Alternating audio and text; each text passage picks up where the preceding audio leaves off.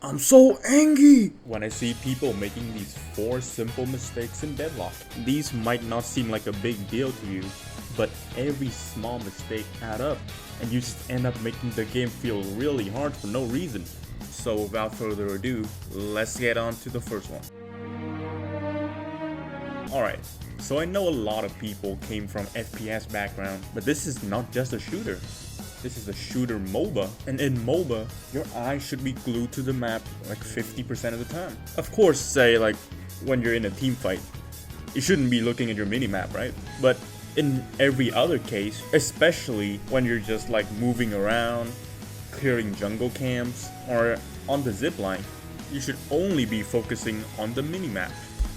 There's no reason you need to be looking at this big portion of the screen. Oh, okay.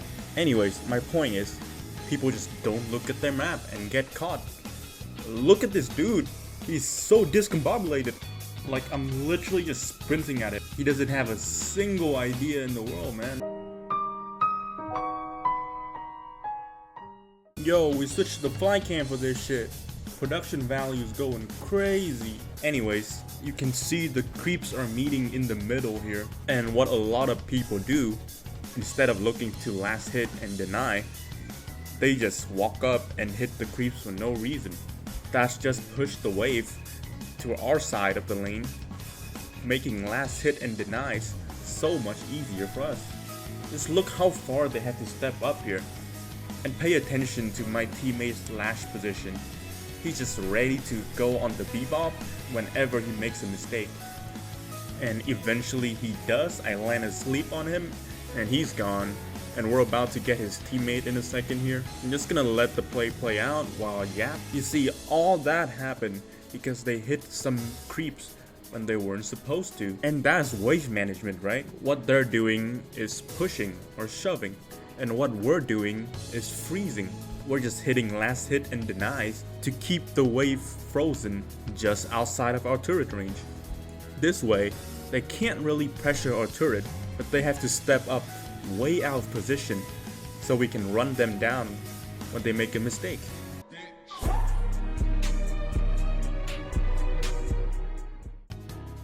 I swear some of y'all don't even know this exists in the game.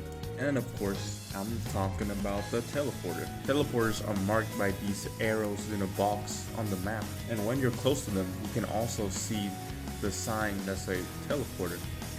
Now, some of these are pretty straightforward, but some of the underground ones can take a while to figure out.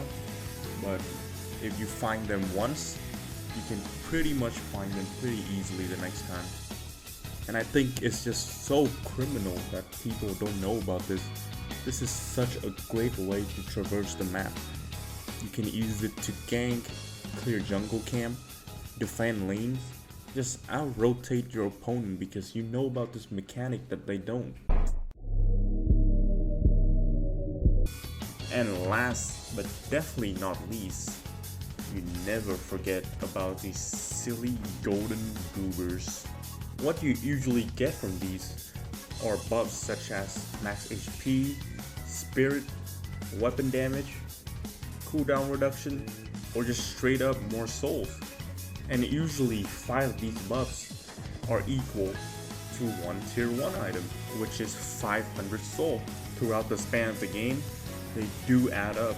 So in the late game, if you haven't been breaking them and your opponent passed, he's probably up like what, 15-20 bucks? That's like 4 whole tier 1 items, and they take little to no effort to break as well.